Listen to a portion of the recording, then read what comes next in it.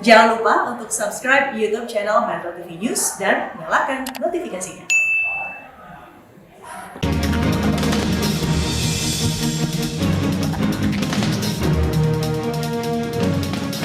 Terima kasih Anda masih bersama kami di Editorial Media Indonesia. Pertanyaannya Bang Usman, kalau kita melihat masing-masing institusi sudah mulai berbenah ya. Tadi Bang Usman sudah katakan ada lurah yang dinonaktifkan, kemudian sekarang kepolisian.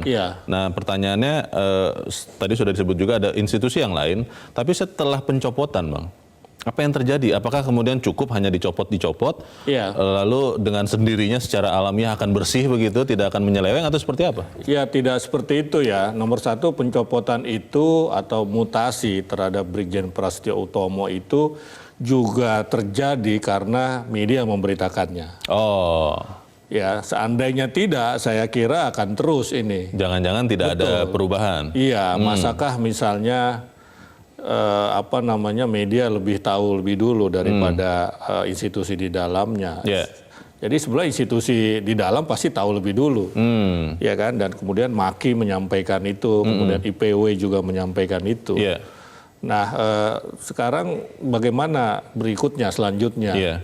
Ya kalau kita lihat ini polisi kan menahan Brigjen Prasetyo selama 14 hari. Untuk pemeriksaan ya? Ada proses pemeriksaan, ada proses penyelidikan.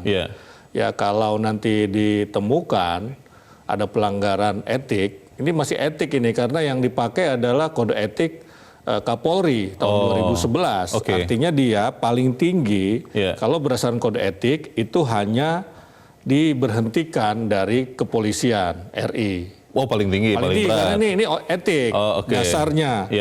Tetapi para pakar hukum yang kita wawancara di Headline Media Indonesia hari ini bisa kepidana sebetulnya.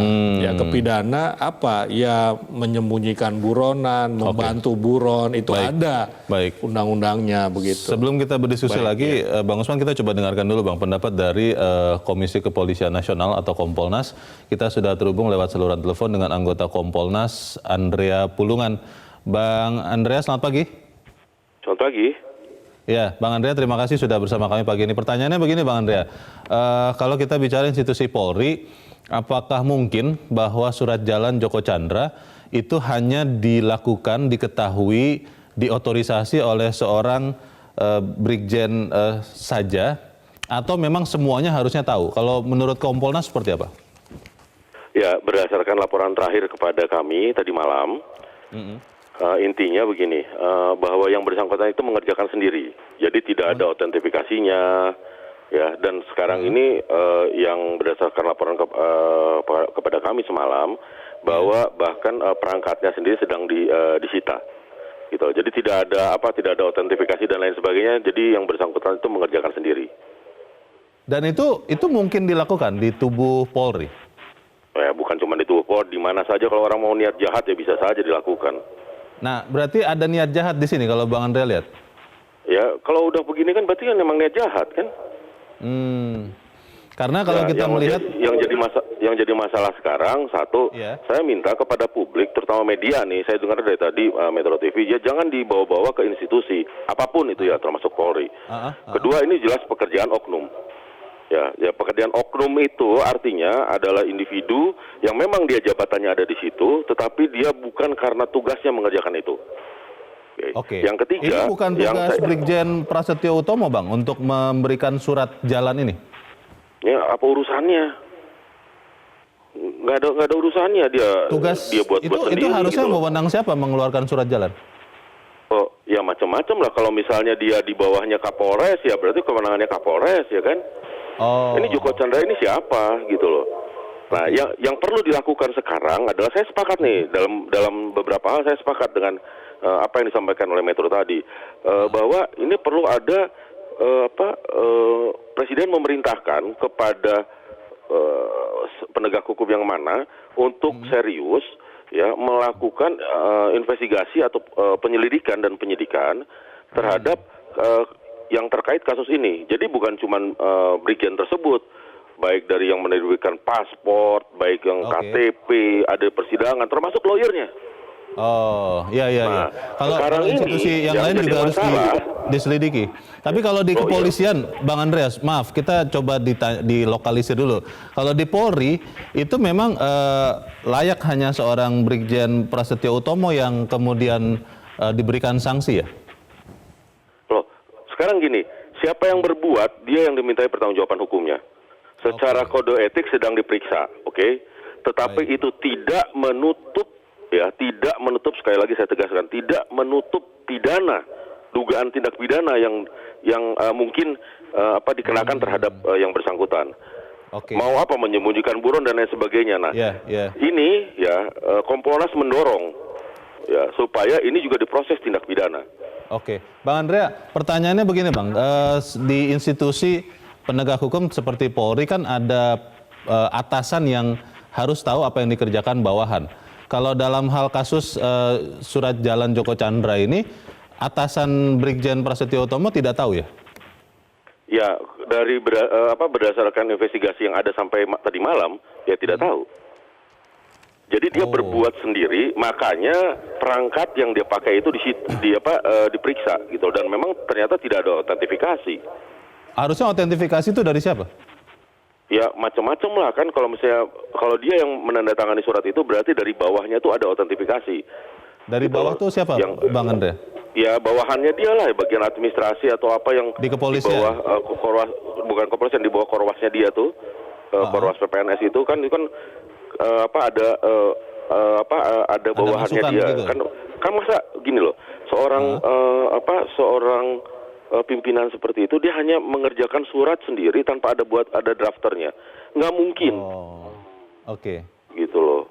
Itu masukan dari bawah, tapi kalau dari atas juga ada otorisasi tidak untuk memberikan surat jalan semacam ini? Nggak bisa, nggak ada urusannya sama atas. Kan badan Bareskrim itu, Bang Andre. Ya coba lihat aja itu, ya apakah Anda tidak bisa membuat surat seperti itu? Oh, Brigjen Prasetyo ini membuat sendiri begitu suratnya? Nah, saya kan sudah bilang dari tadi begitu. Oh, oke. Dan kemudian itu berdasarkan laporan yang kami terima sampai tadi malam ya.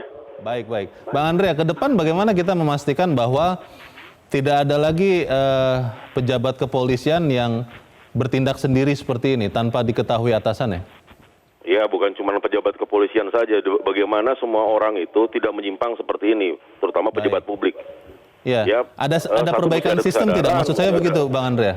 Ada perbaikan sistem tidak? Sistem pengawasan, sistem otorisasi atau autentifikasi? Sekarang gini ya Mas ya, kalau misalnya autentifikasi sudah ada, pengawasan sudah ada, tapi kalau misalnya yang bersangkutan itu membuat sendiri, ya, terus siapa yang bisa mengawasi gitu loh?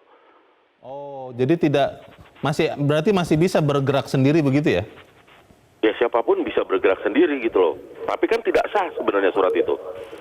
Oke, tapi sudah bisa berhasil membuat paspor, kemudian IKTP begitu kan ya?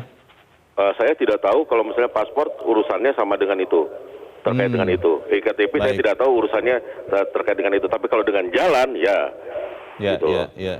Sehingga bisa sekarang berjalan kan kemana-mana. Baik, iya, dia bisa berluasa kemana-mana. Oke, kita harapkan nanti setelah ini ada perbaikan sistem yang nyata supaya kemudian baik Polri maupun institusi lain yang berwenang itu bisa benar-benar bersih dari orang-orang yang bergerak sendiri. Begitu ya Bang Andre ya? Saya berharap seperti itu, tapi yang nggak usah muluk-muluk dulu terlalu jauh ya. Yang jelas penyidikan dulu saja terhadap permasalahan ini. Kasus ini jangan sampai berhenti kita tidak tahu ujungnya begitu ya? Kasus ini jangan hanya diselesaikan dengan kode etik saja. Atau sidang disiplin, harus masuk ke penyidikan. Baik. Untuk membuat terang perkara seperti apa dan siapa di belakang dia. Oh, ada dugaan ada orang di belakang dia ya, Bang Andre? Enggak. Sekarang gini, kok kayaknya nyambung ya? Ini pemikiran saya gitu loh. Kok kayaknya nyambung ya gitu loh. Dia menyalahgunakan wewenang, yang bikin KTP menyalahkan wewenang, terus begitu. Red notice tidak diperpanjang, menyalahgunakan wewenang, kemudian yang membuat paspor, kok kayaknya nyambung gitu loh. Saya pikir tidak mungkin berdiri sendiri. Yeah. Oh, oke. Baik, kita nanti harapkan ada jawaban untuk ini semua. Bang Andrea Pulungan, anggota Kompolnas Republik Indonesia, terima kasih sudah bergabung bersama kami. Selamat pagi Bang Andrea. Kembali lagi Bang Usman, pertanyaannya adalah apakah benar ini bisa bergerak sendiri atau tidak. Tapi kita akan bahas selepas jeda dan pemirsa tetap bersama kami. Editorial Media Indonesia segera kembali.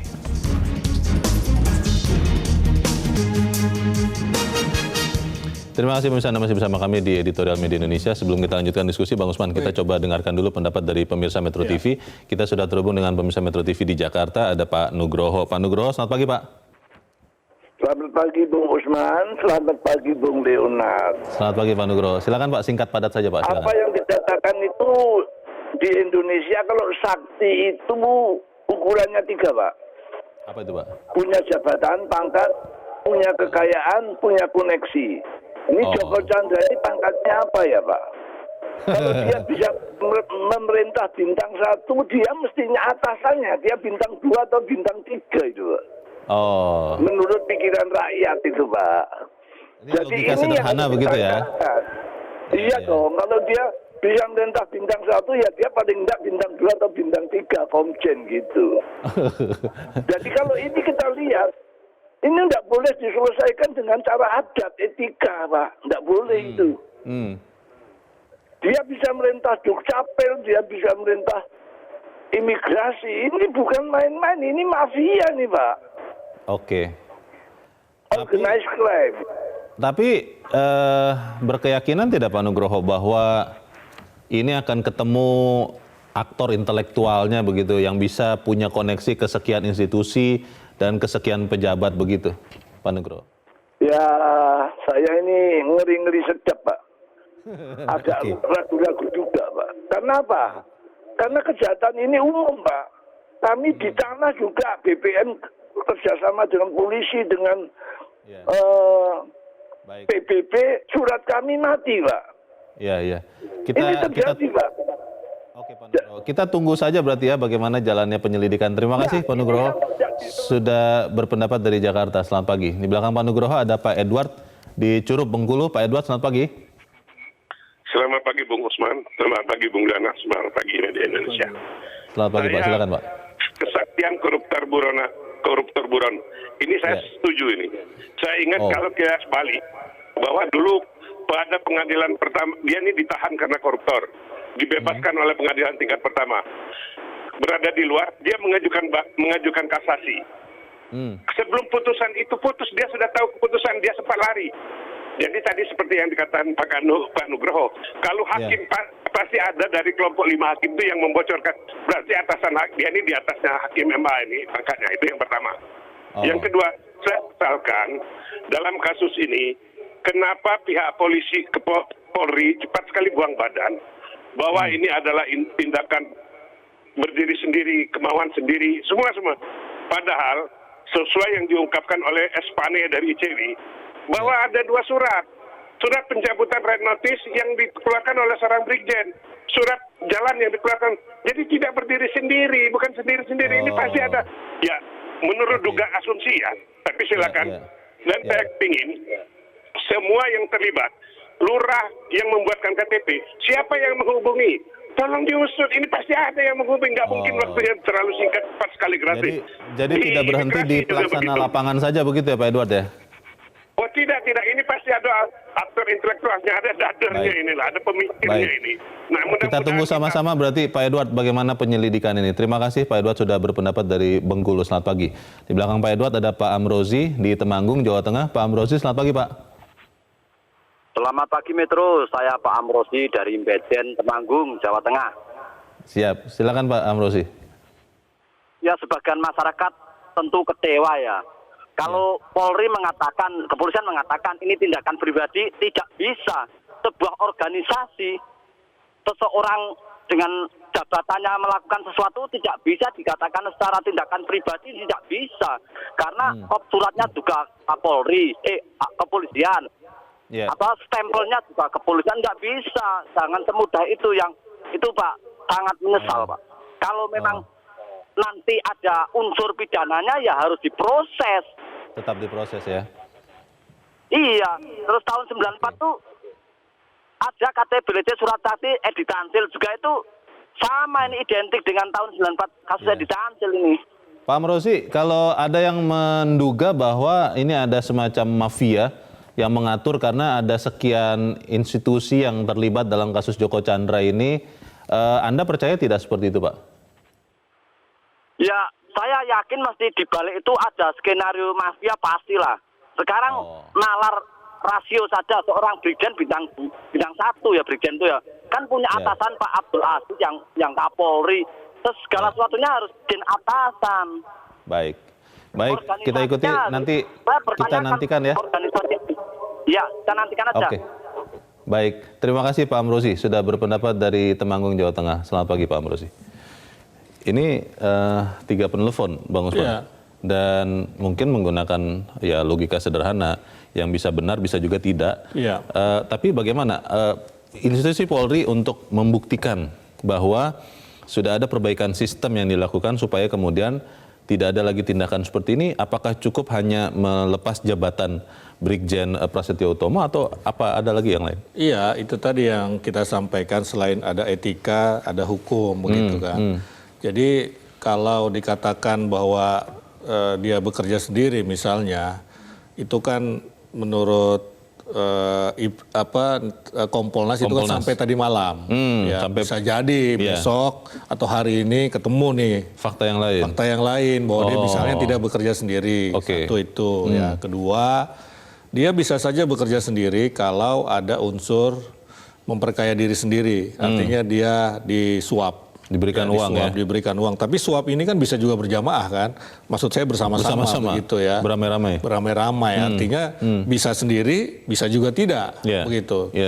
Atau motif lainnya, sakit hati misalnya dengan institusi Polri, dia menjerumuskan misalnya seperti itu ya. Bisa jadi ya? Bisa jadi seperti itu, bekerja sendiri begitu. Tetapi kan kalau kita lihat, ini kan di Polri ada, di Lurah ada, di pengadilan juga kita pertanyakan, mungkin juga di imigrasi kita pertanyakan, begitu kan. Artinya kita pertanyakan semua. Nah, kalau dari sisi itu memang mustahil juga ya Pak Prasetyo itu bekerja sendiri dalam arti dia cuma hanya gara-gara dia bahwa maka siapa Joko Chandra itu lolos begitu ya, dalam arti itu. Tetapi apakah di institusi Polri ada yang membantu dia, itu ya tentu melalui proses penyelidikan lebih lanjut begitu kan. Apakah ada yang menyuruh, apakah ada yang memverifikasi begitu kan. Nah, memang dari sisi hukum setiap orang menanggung perbuatannya kan begitu. Konsekuensinya keputusannya. Ya, jadi tetapi dari sisi etika itu kan bisa berbeda ya. Dari sisi etika di negara-negara lain misalnya kalau ada anak buah yang melanggar aturan secara etika mungkin atasannya merasa bertanggung jawab juga mundur misalnya. Di Jepang tuh ya sering ya. Di Jepang hal seperti itu biasa terjadi begitu kan. Nah, jadi saya kira ini perlu penyelidikan lebih lanjut dan Polri saya kira ini harus terus terang ya. Kalau nanti ternyata memang Brigjen Prasetyo tidak bekerja sendiri dan kemudian diumumkan secara terbuka, secara terus terang, Polri akan dapat poin sebetulnya. Ya, justru kalau misalnya menyembunyikan melokalisasi persoalan ini seolah-olah. Jadi kan muncul persepsi di masyarakat ini Pak Brigjen Prasetyo ini dikorbankan kan begitu. Bisa begitu, bisa juga jadi, bukan begitu ya. Bukan begitu. Tetapi tadi saya sampaikan kalau memang ada disampaikan, diumumkan, itu saya kira rakyat akan angkat topi dengan polisi karena kembali ke pertanyaan tadi, inilah bukti bahwa Polri sebetulnya sedang melakukan pembenahan kan begitu. Iya kan, menindak. Betul. Orang dalam sendiri, tidak ragu menindak orang dalam sendiri. Iya, karena kalau tidak salah moto Polri kan masih promoter itu Bang ya, betul. Profesional. Karena ini kan terkait, saya kira kalau tadi Kompolnas sampaikan kan ini ada niat jahat, jadi kejahatan sebetulnya. Diduga oleh Kompolnas ya? Iya, kejahatan, jadi tidak cukup dengan etika saja begitu. Karena, tapi kalau kita bicara Joko Chandra ini Bang, ini di media sosial Bang, banyak sekali yang berpendapat, oh ya ini pasti tidak akan berujung nih, ini hanya ada beberapa orang pejabat yang akan dilepas dari jabatannya, dinonaktifkan, tapi ujungnya tidak akan ada karena ini orang yang sangat sakti, sangat kuat, apalagi sekarang dia sudah tidak di Indonesia lagi. Nah, itu bagaimana, Bang? Jadi gini ya, kita ini teralihkan jadinya. Mestinya kan kita sibuk nangkap Joko Chandra. Tapi kita sibuk nyelidiki orang Polri, Brigjen Prasetyo, Oknum, ya? sibuk mencopot lurah, misalkan sibuk mencari tahu ada persoalan apa di imigrasi. Jadi akhirnya kita teralihkan nih.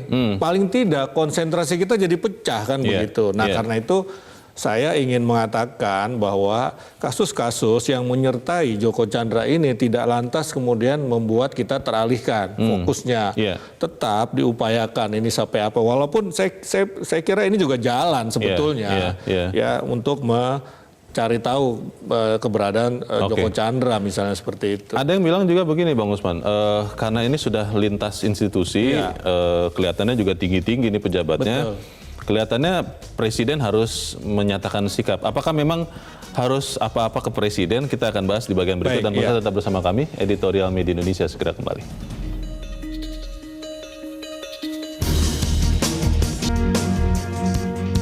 Terima kasih pemirsa, Anda masih bersama kami. Kita di bagian akhir dari diskusi kita pagi ini. Bang Usman, kalau ada yang minta presiden untuk turun tangan dalam kasus ini, itu selayaknya atau ya tidak usah sampai presiden lah begitu? Iya, Menko Polkam itu setahu saya sudah mengumpulkan, sudah bertemu, mencari informasi dari 3 institusi ya, pengadilan, kemudian Kementerian Hukum dan HAM, juga kejaksaan dan kepolisian tentu saja. Jadi dari 4 sekurang-kurangnya yang saya tahu begitu. Itu artinya sebetulnya ada concern dari presiden karena Menko Polkam saya kira paling tidak sudah meminta izin kepada presiden ya, atau mungkin di perintah presiden, saya tidak tahu.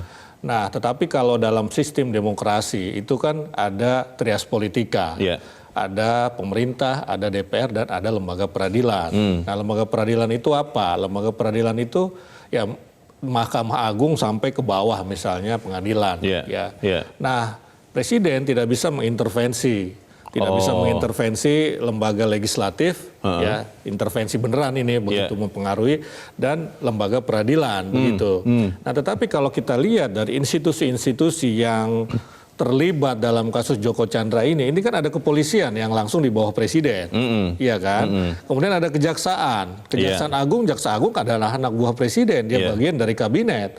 Jadi presiden sebetulnya bisa memerintahkan kepolisian, bisa memerintahkan mengambil tindakan, mengambil langkah begitu kepada jaksa agung, kepada kejaksaan maksud saya, lembaganya, kemudian Polri, dan juga Kementerian Hukum dan HAM. Karena misalnya ada imigrasi di situ itu bagian dari Kementerian Hukum dan HAM. Jadi presiden ini bisa ya mendorong 3 lembaga ini. Kalau pengadilan memang tidak bisa, ya tidak bisa.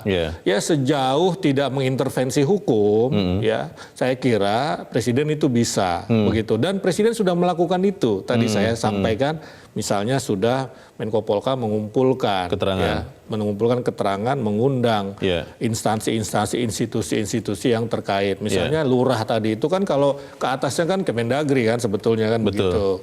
Walaupun dia mungkin di bawah gubernur gitu kan. Kira-kira sih seperti itu. Jadi ya saya kira harus concern, dan bergerak, presiden concern dengan hal ini begitu. Kita sudah melihat ada institusi yang sudah berbenah ya.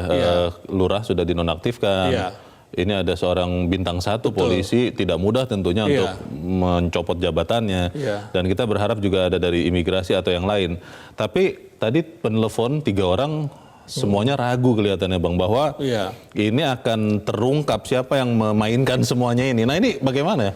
Ya saya kira keraguan yang wajar ya, karena ini sudah bertahun-tahun kejadian ini. Semacam rahasia umum begitu ya? Terkait dengan Joko Chandra itu kan dari awal reformasi kira-kira seperti itu sampai 2020 begitu, yang reformasi hukumnya kan dipertanyakan akhirnya kan. Sejauh mana orang seperti Joko Chandra melenggang, punya paspor, jadi warga negara Papua Nugini misalnya. Jadi banyak hal-hal yang membuat masyarakat ragu. Nah, karena itu saya kira inilah saatnya instansi hukum, institusi hukum menjawab keraguan itu. Ya, oke lah diawali dengan kasus lurah yang diberhentikan, kemudian sekarang Brigjen Prasetyo yang dimutasi sekarang, kita tidak tahu nanti apa yang akan terjadi berikutnya. Nah, tetapi kemudian Jaksa Agung juga yang sudah meminta red notice lagi gitu kan, memasukkan Joko Chandra sebagai DPO, itu saya kira langkah-langkah yang masih sangat awal begitu kan. Masih sangat awal berarti harus ada langkah berikutnya? Ya, harus ada langkah berikutnya ya. Misalnya dalam kasus Brigjen Prasetyo ini ya, saya kira mestinya tidak berhenti pada perkara etika. Ya tadi Kompolnas juga selain saya sebutkan tadi pakar hukum yang kita wawancara membuka peluang itu dan peluangnya sangat besar karena dia membantu kira-kira gitu, membantu pelarian seorang yang sedang dicari oleh aparat penegak hukum. Begitu. Baik, kita tunggu saja sama-sama nanti bagaimana penyelidikannya Bang ya, supaya nanti kita editorial lagi judulnya bukan kesaktian buron. Iya, jadi kesaktiannya Joko Chandra ini hanya bisa dikalahkan dengan kesaktian negara yang lebih sakti lagi begitu. Artinya kebal. Ya, kebal dalam arti tidak mudah disogok begitu kan. Untuk dibikinkan surat jalan atau KTP begitu. Itu akan kita aminkan. Bang Usman Kansong, terima kasih Bang sudah hadir di tempat ini. Selamat pagi. Selamat pagi. Pemirsa, rakyat berharap agar pengungkapan kasus Joko Chandra dapat dijadikan momentum untuk pembenahan wajah hukum. Jangan kita biarkan negara ini kalah oleh kesaktian koruptor buron. Semoga kasus ini bisa segera terbuka lebar dan terselesaikan hingga ke akar-akar.